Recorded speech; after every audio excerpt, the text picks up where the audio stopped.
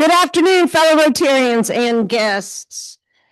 Jeff, while you're getting ready and swallowing that last bite, I have dates for everybody. So get out your phones, look at your calendars. Feel free to also take a picture of the agenda. It's got dates on there. So February 12th is Alexander Elementary School's Love of Learning Night. I'm sure if anybody wants more information about that, Lisa Minnick could probably answer that question. It's today. It says February 12th. Okay. And Lisa will introduce them later. Okay. This Saturday at 11 a.m., we're working on the Serenity Garden at a Child's Haven. And to sign up for that, just go on DAC TV. On February the 16th, that's a Monday. Some of you will not have to work that day. We have Health and Happiness at Bridgeway Brewing in Malden. On September 17th, there's another Discover Rotary, the evening Discover Rotary. If you've got somebody interested in joining Rotary, please tell them about Discover Rotary that evening at 5:30. On February the 18th, Alexander Elementary School teacher treat drop-off, 9:30 in the morning at the school. On February the 19th, we have Coffee and Conversation at 8:30 at Inspire. And then the following Saturday, February 21st, we are back at a Child's Haven. We're working there for 4 Saturdays. They've already had 1 Saturday. We'll be there every Saturday through the end of February. Okay, Jeff, did you swallow that bite? Happy Bucks. Alzheimer's research, our organization called CART. I've got 25 Happy Bucks. I tried to pay the thing to come here and they wouldn't let me pay, so I'm putting it in the Happy bucket. That's Happy Bucks. Round of applause there for 25 bucks. Hey, you can have the mic for a little longer. You bought it. I'm okay. Thanks. All right. Well, thank you very much. We got some more Happy Bucks over here. Bob. I've got Happy Bucks because I got a new book that Rob Rowan has written, The Coalition of the Willing, about the military, United States military, a lot of interviews with people. I've flipped through it. It's an excellent book. So congratulations to Rob Rowan on his book. Thanks, Bob. Congrats, Rob. Who else has some Happy Bucks? We got Alex over here. I'm happy because I've got my brother Andrew here with me today. Finally got him out here. So he's the owner of Pink's Windows. It's an exterior cleaning company, and excited for y'all to meet him.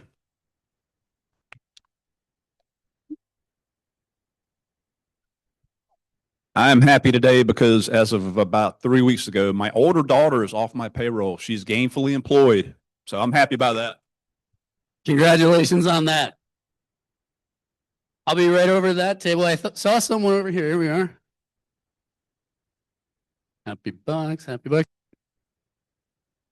I haven't heard anything about people losing power, so probably some Happy Bucks there. Pam and I are extremely happy because our youngest son, Carter, got engaged last weekend. So we're happy to have a new daughter in our family. Congratulations. That's great. Moving right along. Oh, coming right around. Pardon me. Some Happy Bucks. We are happy because our middle son, Cole, got into Cornell for grad school, the same my alma mater. So we're celebrating another good ride. It's awesome. Congratulations. Ithaca is gorgeous. So thank you, Bob Howard over there for. So this is 2 years of work, interviews with 60 different military officers from the United States and international countries about the international coalition that showed up at 9/11 in Tampa, showing us that our allies do show up and they do care and have done a whole lot to work with us. And so I thought it was time to write a book. So if anybody's interested, come see me. But it's really a labor of love because it's an important message. As Laura Richardson, who was the 4-star commander, said, alone, we're powerful. Together, we're invincible. That is a good message. Congratulations. Any other happy bucks? Did I get everyone? All right. Oh, we got Superman here with one. And yeah, okay. I'm happy that my wife booked the cruise in January to the Caribbean, missed all the weather here. Talk about timing. There we go. All right, everybody. Thank you so much for your support. Some awesome news today. Christine, back to you. Okay, back to me. Guest time. Guest time. I know we've got a guest here. Jim, do you want to introduce Mr. Pete? Happy to be able to introduce Peter Tiffany, a former member of this club. I hope he's a prodigal son and will come back home. But at any rate, he is the managing partner of a Malden accounting firm that used to be Clinkscales. Okay. Awesome. You have a guest? I want to introduce Lee Randall. Lee is in my church at St. Andrew's Episcopal, but also works for the vet school. So we're happy to have her here as she supports her boss. Thank you. Thank you. Any other guests at this table? Okay, I'm going to try to move quickly. Any guests over here? Nope. Okay, moving on. Any guests at this table? Nope. Okay. You already introduced your brother, so I'm not going to let you have him again. So we have some awesome guests who came to our Discover Rotary session today. I'm excited to have them all here, but I will mess up names if I try and introduce them all. So if you were here for Discover Rotary, let me get your name and what you do. Hey, good afternoon. Graham Hardaway with Legacy Advancement. Hey, everybody. I'm Sarah Makeda, CEO and founder of Next Chapter Navigator. Tommy Goldberg with First Class Heating and Air, residential and commercial HVAC. Joe Mullins, retired entrepreneur. Hi, my name is Beth Solomon. I'm the owner and veterinarian of Creekside Veterinary Care and here with my brother, Jeremy. And I'm Laura Allen Curlin, and I work for Communities and Schools of South Carolina. Thank you. So we really want to welcome those guests that went to Discover Rotary today. All right. Today with me, I have Key Barkley. He's the owner of Action Exteriors. They do roofing, siding, and gutters. Hello, everybody. Great. Thank you. I know Bob has somebody he wanted to introduce. I want to introduce a member of the Charleston Rotary Club as a guest of us today, the owners of the hotel, who is here today. He's been working on this project for years, has not yet succeeded, but he's trying to figure out what Fabian is doing to make this hotel so successful so he can do the same thing on all the other hotels he's connected to, but he can't, Fabian won't tell him his secret, and he can't figure it out. Thank you, Bob. Okay, any guests at this table? Hello, my name's Tom Hendricks, and I have a Dennis was able to participate in Discover Rotary today as well, and he and I worked a long time together at Fluor Corporation and are mostly retired. All right, thank you. Any guests at this table? Brett. I've got Rachel Delport, CEO of the Greenville Humane Society, longtime client and friend, and I'm excited for her to hear the speaker today. All right, that was a great guest to bring, Brett. Very apropos. Okay, now I'm going to drive Tom working on the camera crazy. Okay, moving on. Just a second. Okay, so as you can see, I'm already celebrating Valentine's Day. So our message today is about love. It's entitled, Your Love Matters. Love comes in whatever form you need it most, and all forms are equally valid and valuable. Write your own story of love and know that you don't ever have to follow the script that someone else assigned you. Love whoever you love. Love however you love, but always choose love. If you'll rise for the pledge, please. Okay, I'm going to turn it over to Dave. And mine's pretty quick. This is just a quick bit of news for those that are following the activity of the Coins for Alzheimer's Research Trust, which is CART. Now, for the last 25 years, there's another organization out there called Charity Navigator, who has rated over 250,000 charities in this country. They shine a light on the cost effectiveness, the overall health of a charity's programs, including the measures of stability, efficiency, and sustainability. Charity Navigator connects people to the top charities that match their interests and values. They've done this for 350 million people. CART has just earned a 4-star rating on its efforts to find prevention, treatment, and a cure for Alzheimer's disease. CART has awarded more than $15 million in grants and research and got a Charity Navigator score of 96% out of 100. We're missing 4 points, and that's because we haven't come up with a cure yet. And that's up to you in that blue bucket. Good afternoon. I've got 2 Alexander updates for you. First off, we are honored to have the 2 winners from January with us, the Staff Member of the Month and the Teacher of the Month. First, we've got the Teacher of the Month, Haley Calcutt, 5th grade teacher. Please stand. Yes. Haley teaches 5th grade, and this is her 6th year in education. She's decided not to do her interpretive dance routine for us. Thank you very much. And the Staff Member of the Month is Christina Francis. You could liken her to the utility player on a baseball team because she fills in for everybody when someone is absent, and she plays a remarkable role at Alexander. We're honored to have both you ladies with us today. Thank you very much. Secondly, coming up March 2nd through the 6th is Read Across America.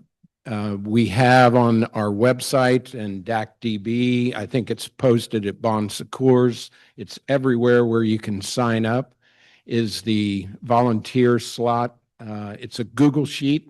If you don't have it, you can see me. I'll send you the link, but sign up for 1 class, 1 teacher, 1 30-minute reading session during that week for Read Across America. You do not need to bring a book. We're going to purchase the books for you.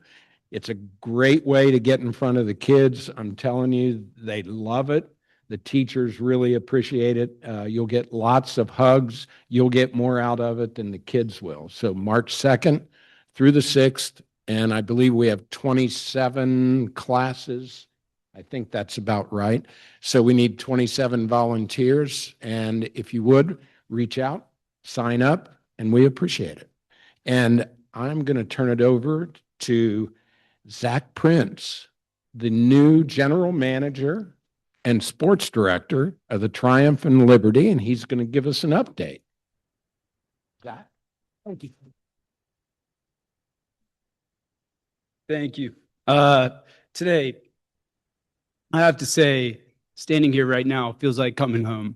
It's an amazing opportunity for me. I grew up in Irmo, South Carolina, and not too far away from here. Went and played college soccer down at College of Charleston. So coming up here, playing at the Mesa Fields, and then playing in the Southern Conference and playing at Furman University is been amazing to be back up here. Not only that, so many people from the upstate area in South Carolina have shaped, who I am as a member of the soccer community. It's been so many people that have, added to that, for me and shaped me for who I am. Before I get into the vision of Greenville Triumph, I really want to thank Scott Stevens for having me out here today and allowing me to speak in front of you. And thank the Rotary as well. It's such an amazing opportunity to be in front of you guys right now. The vision of Greenville Triumph and Liberty is very simple.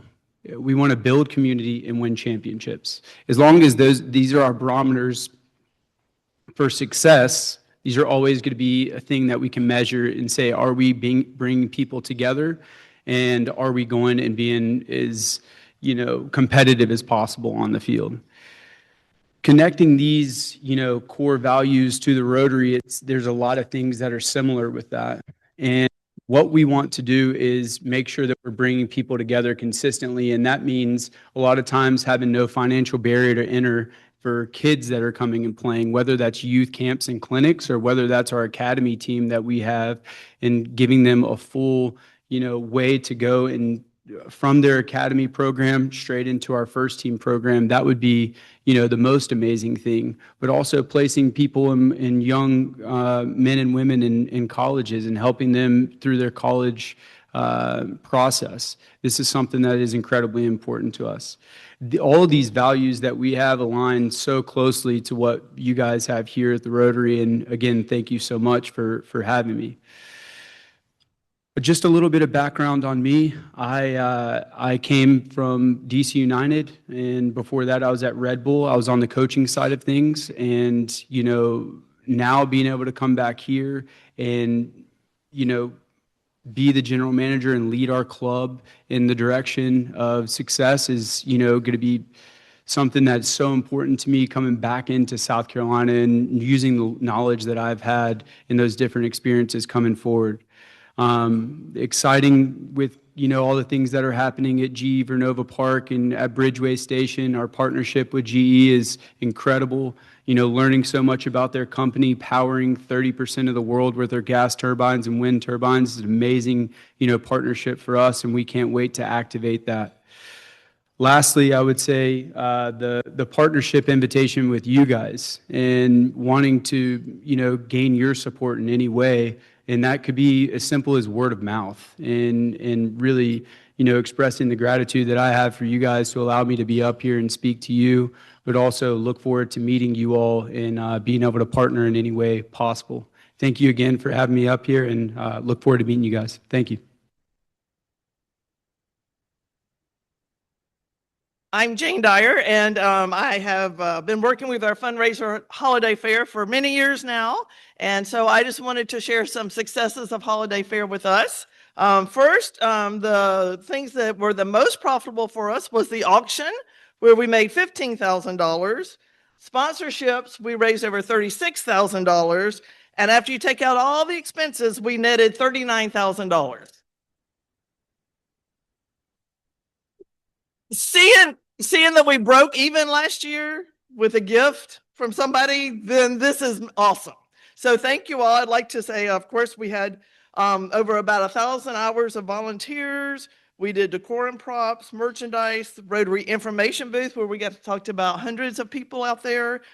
We had a wonderful treasurer keeping us straight and a great marketing team. So everybody was wonderful. And I wanted to also mention, we received Kidding Around Greenville.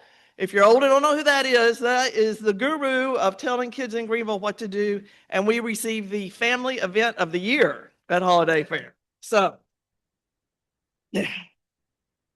as we applaud all the people that help with us, if you were a committee chair, please stand up.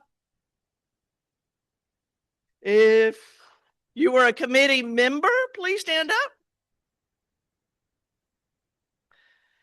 If you volunteered in any way, please stand up. Thank you all for making it a great success. And I would just like to thank Heather Hayes, who is going to take my place. So if you're already excited and want to help out, you can see Heather today. Thank you all.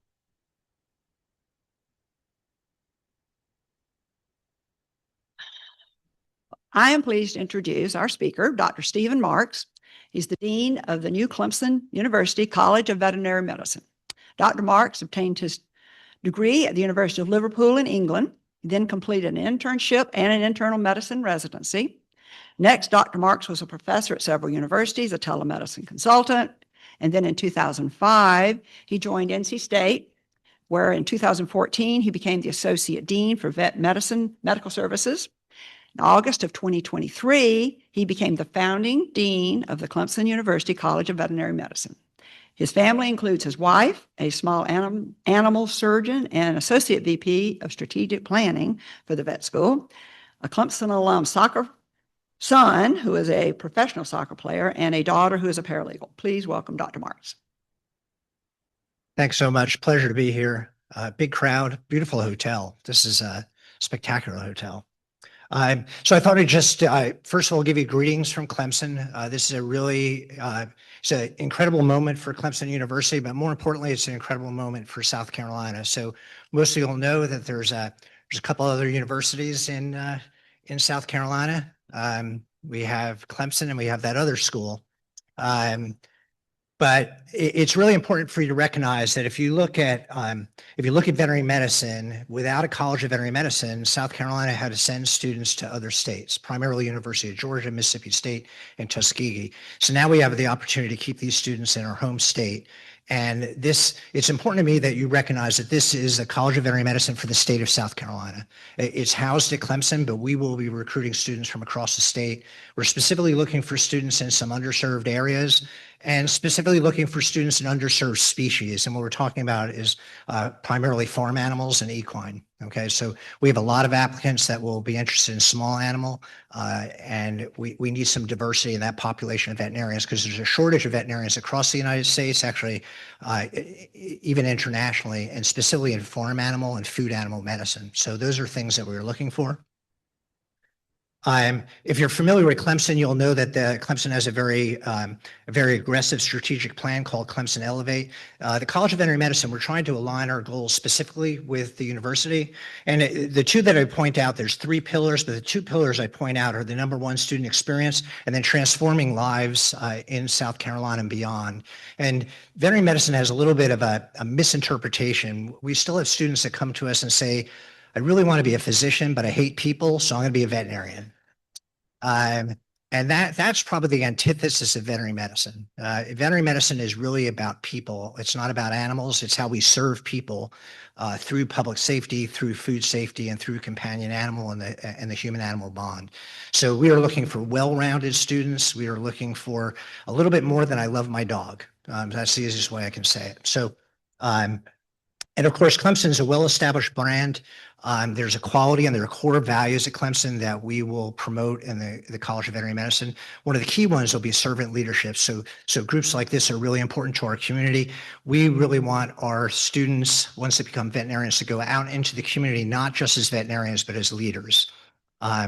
So I'll tell you a little bit about veterinary medical education, very similar to human medical education. It's really divided into a preclinical and clinical training. The first 3 years of our program will be considered preclinical, so to be classroom and hands-on laboratory. What we really focus on is clinical skills, and the professional skills we're talking about here are primarily communication. So a big part of our education will be teaching students how to communicate and interact with clients, no matter if they own a horse, a cow, a pig, or a dog. So really important that they know how to deliver good news, they know how to deliver bad news, which unfortunately sometimes happens. So it'll be a well-rounded curriculum for those first 3 years, and that will lead into a 4th-year curriculum. And this is where our curriculum changes a little bit. The majority of veterinary schools around the country use a teaching hospital, which means you do 3 years of pre-clinics and then you go into a teaching hospital for your 4th-year clinical rotations. We've decided to use a training program that's referred to as a partially distributed model. It's really a throwback to an apprenticeship style training so that our students will go out into the community and they will work with veterinarians across the state. So it won't be a shiny academic hospital all the time. They'll be working with colleagues in the field and learning that veterinary medicine is about taking care of patients, taking care of the community, but also you have to be financially stable and it is a business at the end of the day. So those are all the skills that we hope to give our students, but we're really, the outpouring of veterinarians in South Carolina has been amazing. People that want to work with us, because you may guess it's not the best business model to have students in your hospital. You're helping us train, but it's a partnership. And I think that's really important. It'll be a partnership between the College of Veterinary Medicine and the veterinarians in the community in South Carolina and some of the peripheral states like Georgia, so mostly Georgia, but maybe a little bit of northern North Carolina. I tell people when I came here from NC State, I was taught that I have to hate Carolina. And now at Clemson, they tell me I have to hate Carolina, but it's a different Carolina. Yeah, thank you for that. So right now, so this is a really important week. We are about to let the students that were accepted into our program, they'll be notified on Friday. And they'll be notified by a personal phone call to let them know that they were accepted. So it's a really big day. Our inaugural class will contain 80 students. 60 of those students will be from South Carolina. 20 will be at-large seats. Very competitive market. So just to give you an estimate, this year, and we expect more, but this year we received over 600 applications. We interviewed 450 students by asynchronous video interviews, and we accepted 80. So it's a big cut. So very, very competitive. So right now we're frantically hiring staff and faculty. This is always very interesting. So I've never started a veterinary school before. I'm probably not going to do this again. This may be my last rodeo, but it is to build a school from the ground up. You don't get to hire 4 years of faculty because you don't need 4 years of faculty. So right now we're focusing on, our faculty that'll be involved in the first year and maybe the second year. And as we grow and as we move into the curriculum, we'll hire more faculty and staff, but that's where we are right now. And classes begin in August. So I'll show you some really pretty pictures of our campus so you have an idea. I just want to make sure that there's no stress in my life. So we have 7 buildings currently under construction that have to be finished by August so students can walk into them. So 6 of those buildings are academic, and then there's one that's a power and utility building. But I thought what I'd show you is the architectural renderings to show you what the buildings are supposed to look like and how close that they've come. So this main building was referred to as the CVM hub. It has classrooms and it has healthy space for a gym. There's some food services that'll be in there, administrative offices.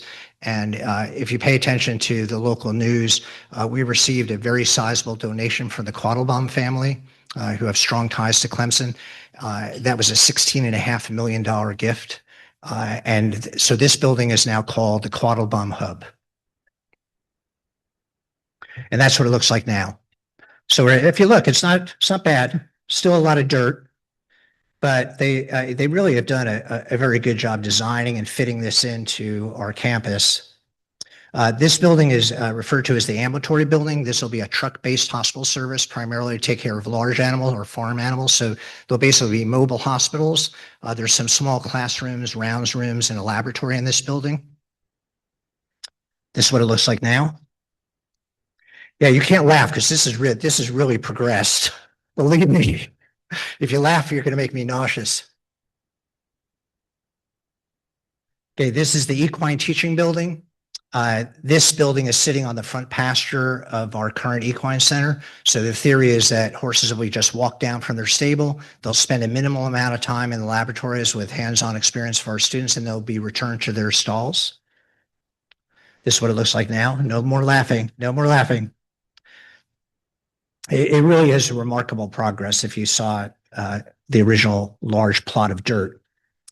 This is our farm animal teaching building. This building is the only building that's really off-site. This building is being built on LeMaster Dairy, which is the Clemson University dairy farm.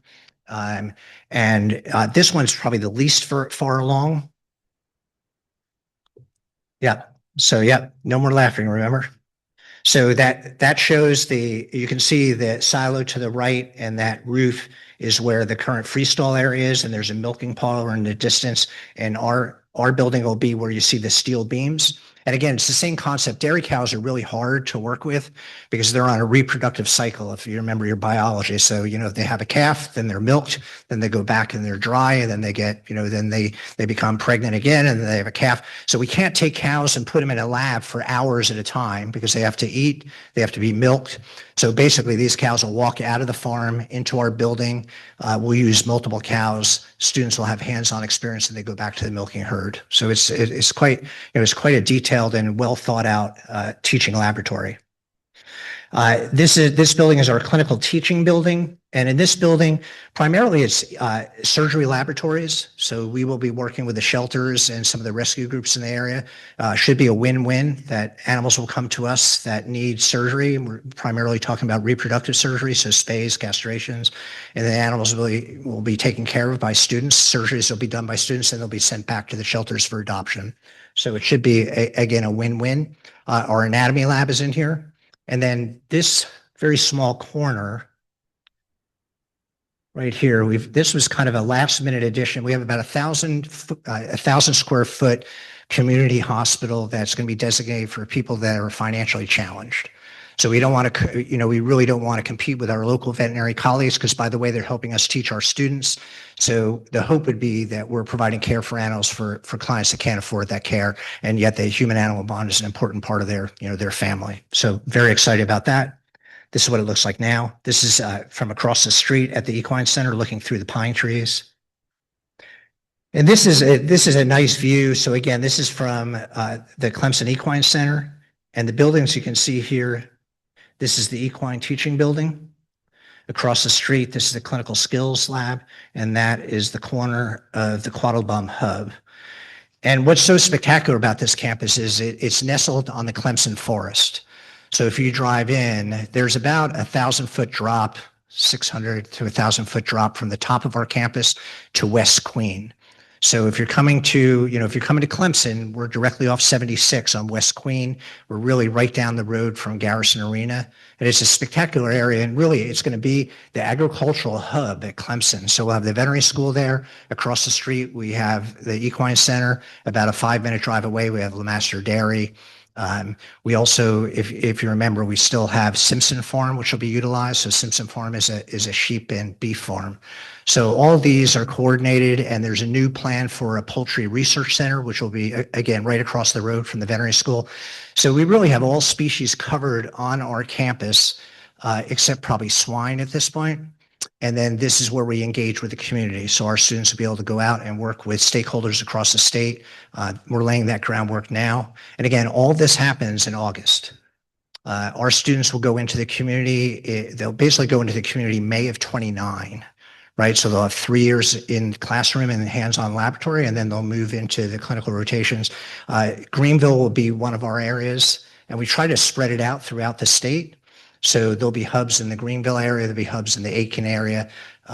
We'll have some down by the coast, and that means that students will be able to rotate through those hospitals and hopefully spend some time in those areas. I'm assuming some of those students will be able to stay with their families in those areas. So again, it's a little bit different model, but I think it's a very, very practical model to turn students into a practical veterinarian day one prepared, and that's the overall goal of our college. This is the last building I'll show you is the research building. So this is a 2-story research building for collaborative research. Most of you all know that Clemson is our one research institution. So we already have lots of science going on there. Bringing a College of Veterinary Medicine into the fold, specifically concentrating on One Health. You've probably heard that buzzword, interacting with physicians and basic scientists and veterinarians to promote a lot of science that comes out of One Health. So really interesting times for us. This is the research building at the moment. And that's really the overview. I have to throw a picture of Dabo in there. This picture was way more popular 2 years ago. Don't tell anyone I said that. I have a funny story about Coach Sweeney. So when I got here 2.5 years ago, every group I spoke to, I said, I really want a picture of Coach Sweeney with a cow. And it took about a year, and somebody from his office called and said, yeah, Coach Sweeney heard you want a picture of him. So he came out, he's very gracious, but he has not been around cows. Can I tell you that? So this is a very gentle Jersey cow, which is essentially a fairly large golden retriever. So he really enjoyed that. But during his conversation with me, he said, do we have horses at Clemson? I said, dude, you need to get out more. We have an equine center. So I expect in the future, assuming we have a good year this year, there'll be a picture of Coach Sweeney and a horse. So something to look forward to. And I'd be glad to answer any questions. The big news is there'll be a fair number of happy students on Friday when they get a personal phone call that says they were accepted into the Harvey S. Pueller Jr. College of Veterinary Medicine, the first College of Veterinary Medicine in the state of South Carolina. Go Tigers. Yeah, that's great. So everybody hear that question? So how do you accept students? So conventionally, a lot of people for graduate programs and high-level education programs look at grades. That's part of it. But we try to use a holistic approach. So we have a rubric, like it's a published rubric and the things we look at, because we really would like to encouraged some students to work and want to touch a cow on occasion. We've looked for those groups around the state, but there has to be a life experience. Like you can't grow up in New Jersey and wake up one day and say, I want to be a cattle veterinarian. It's not congruent. And I am from New Jersey, so I know that. But so we really look for life experiences. We look for where they come from. We're looking for some diversity, like if they're a first generation college student. So it's really a mixed bag. You have to have good grades. I mean, I think the ballpark number, our accepted class, I think the average GPA was about a 3.6 out of 4, maybe 3.7, and then a little bit lower within the sciences. But you're still going to have a 3.5 and above to get into any veterinary school in North America.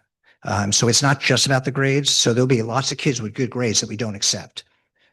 So I've had a lot of tigers in my life. So I was at LSU for a while. Don't tell anybody that either. But I got to take care of Mike the Tiger. And if you've seen Mike the Tiger, if you and I are standing next to Mike the Tiger, he looks like a giant cat. He'll kind of chuff, which is his form of a purr. He'll roll on his back and play with the ball, but he will eat you. So to answer your question, we will not have a live tiger. But if you want to donate one, we can consider it.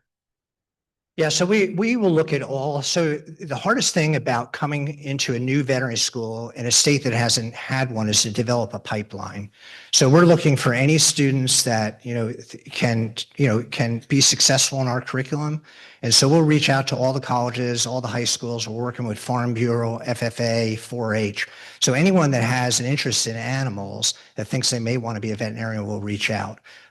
One of the things that is a well-kept secret in South Carolina is the Governor's School in McCormick. So the Governor's School in McCormick is the only residential agricultural high school in the United States. And it's been a very well-kept secret. And for those of you that know McCormick, you'll also know that it used to be like a camp for wayward children. So it's not anymore. But I will tell you, the current president, it's an interesting story. The current president of the Governor's School is a double Clemson grad, and he grew up in this area. And when he was little, his dad would tell him, if you're bad, you're going to McCormick. True story. And now he runs McCormick. But it's a great story. So the bottom line is any student that's in the state of South Carolina and they have an interest, we need to get to them. We know pretty well from the educational literature that students are making a decision as early as middle school of what they want to do. So waiting until they're in high school, or even worse, waiting until they're undergraduate in college and telling them about veterinary medicine is too late. So we need to reach them, and we will be doing a lot of outreach throughout the state. Thank you for that question. Yes. Well, no, you are preaching to the choir. But I will say you're an example of emerging agriculture in South Carolina, because it used to be very black and white. These are companion animals. You have horses, dogs, cats, maybe some exotic species like birds, snakes, lizards, turtles. But now the farm animals, they've shifted into this gray area where a lot of hobby farmers, like I can tell you uniformly, if I go to a farm and the goat or the cow has a name, it's not a production animal, right? And you'll notice that I use the term farm animal teaching building. That term used to be food animal teaching. But when you go to somebody, when there's pet chickens in the backyard, they're probably not the food source that you think they are. They may lay eggs, but you're not gonna sacrifice that bird for barbecue. So, and that, again, that's something that our students are going to have to learn, that if you look at a donkey, you need to know what the role of that donkey is in that family. And the same thing with the cow. The same way, if the cow doesn't have a name and has a number, you treat them very well, but that may be based on a business decision instead of an emotional decision. So we have lots to train our students in. Yeah, that's a great question. Everybody hear that question? The question is this distributed model new? There's multiple schools in the United States and Canada actually that are using that model. Clemson made that decision before they hired me. Some of that is a teaching hospital is very expensive to build. Some of that is because teaching hospitals sometimes see a caseload is very hard to teach with. So if you look at my most recent experience in Raleigh at NC State, I would refer to that as a tertiary referral center. So that means really excellent veterinarians in the area have cases that they have a hard time dealing with. They send it to the specialty hospital. And that means you're training entry-level veterinarians with the most complicated case on the planet. So there's a reason for this model. It's got pros and cons. absolutely has pros and cons. We just went through our accreditation process, so we're not even allowed to open without a letter from our accreditation process. That was 2 visits and thousands of dollars to show them what we plan on doing. And then they will come back in second year of our curriculum and see if we're doing what we said we would do. And then this graduating class in 2030, when we award our first doctors of veterinary medicine, if 80% of that class does not pass the national board, we don't get accredited. So there's a lot riding on this first class. There's a lot riding on this training model. But if you talk to veterinarians my age or older, they're going to tell you they didn't learn anything about business. They didn't learn anything about communication. They just got kind of thrown out there. And so we think this model will prepare them very well. There's at least one veterinarian in the crowd, right? Yeah, so there's one veterinarian. She trained at NC State. She knew me in my previous role. And she knows that NC State is a great place, but it was a different type of training model. So Mississippi State, Georgia, those are traditional training models. They have a teaching hospital. We will be a little bit different, but we will put out a very, very solid, I hope, physically and mentally capable veterinarian. Yeah, you would think I would know the answer to that question. I would say that I spoke about this to some of your colleagues earlier. If you look around the country, if there's a classic model like there is in South Carolina, where USC is kind of liberal arts, but it has the medical school and it has the law school, the land grant always has the veterinary school. So if you look at Carolina, the other Carolina, right?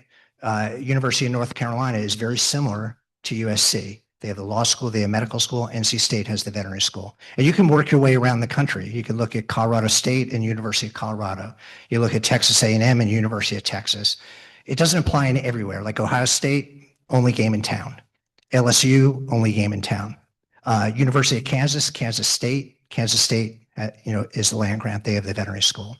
I am sure if you talk to Senator Peeler, he can give you the dirt on how that happened, but I think it was a battle on who would get the College of Veterinary Medicine.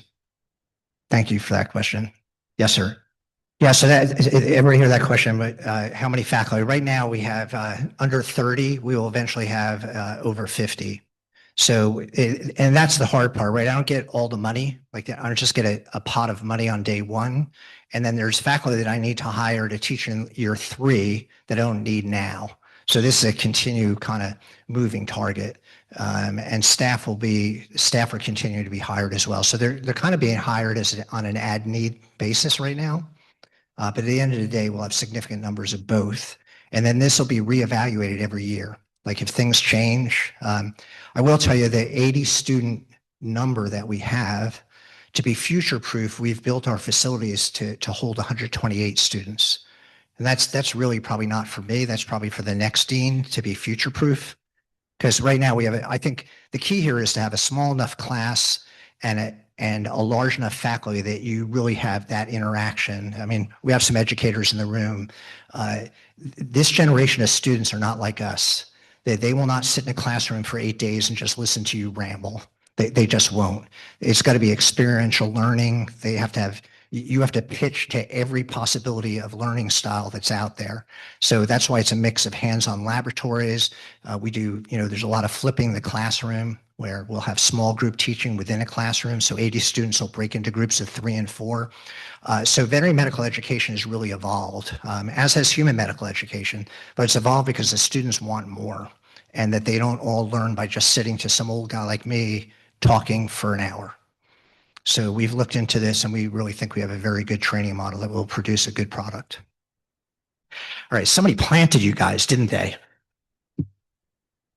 So this was, the tuition question is a hard one. So University of Georgia has the lowest tuition in the United States right now, and that's who we were competing with. We are a little bit off the mark. Our first 3 years would be $27,000. That's just for tuition. And where we came up with that number was balancing our operation, our operational fees, and with scholarships. So our advancement director is here, Lee Randall. Her husband is a local veterinarian, Dan Randall. We're raising lots of money for scholarships. So we hope to have funding for every student in the class. There may be more funding for in-state students. Out-of-state is around $50,000 per year. And we're not the lowest in the country, but we're within the lowest. And that's what we're shooting for. We don't want our students to graduate with a huge amount of debt. Right now in the United States, the average debt of a graduate veterinarian is over $160,000. And the starting salary is somewhere, depending upon where we are, around $100,000. So you can do the math. So burying these kids with tuition fees is not ideal. Thank you for that question. I say thank you to every question. But I will tell you, it's one of our funding initiatives is scholarships. That's been our main focus. I mean, obviously, you all work in the business world. There's never enough money. We want to steward this money and use it to the benefit of our students. I'll just tell you about another couple of initiatives. There's a very special program at Clemson called Clemson Life. Life is an acronym, learning is for everyone, and that is a college experience for intellectually disabled adults. Right now, they're being steered primarily into the service industry, hotels, restaurants, and we hope to partner with them to find a pathway into the animal care industry. Just because the human-animal bond is very special, but in that demographic, it's even more spectacular. And then the other area, and these are aspirations, will be a rural health program where we hope to partner maybe with MUSC, but certainly with the Clemson Extension Service and the School of Nursing at Clemson. In theory, we could in tandem deploy mobile veterinary hospitals with mobile or brick and mortar human hospitals throughout the upstate and the rest of the state. And that, the theory would be we'll take care of you and we'll take care of your animals. And you may be aware that people often defer their own health care for their animals' care. So we hope to kind of build that into the human-animal bond. We take care of everyone in one-stop shopping, so to speak. Long-term goal. Thank you very much. It's going to take me a while to get up here. Thank you so much, Dr. Stevens. So as a gift to our speaker for being here today, we are giving Alexander Elementary this cute book, How to Draw 365 Cute Animals Every Day. So, and Dr. Stevens did sign it for us. And I have a couple of comments. I join with Heather. Where did she go? She left. In that, I'm just so excited as a South Carolinian to finally get a vet school here, even though it's at the other school. But he explained why that is. We have the law school, they have the vet school. And I'm not sure, there's a comparison there, vets and lawyers, I'm not sure. But there's a joke in there somewhere. If anybody thinks of one, let me know. And also, I rattled off a lot of dates at the beginning of the meeting. So please, please, please, if you didn't get them all, you can take a picture of the agenda. That's got some dates on there. It's always on our website. It's in DACDB. You're going to get a newsletter like twice a week. You can't miss these dates. Okay. Any other I don't think I have anything else. Jenny, I don't have anything else to say. Okay, let's stand for the 5-way test. This will be new to you, Pete. Of all the things we think, say, or do, is it the truth? Is it fair to all concerned? Will it build goodwill and better friendships? Will it be beneficial to all concerned? And will it be fun?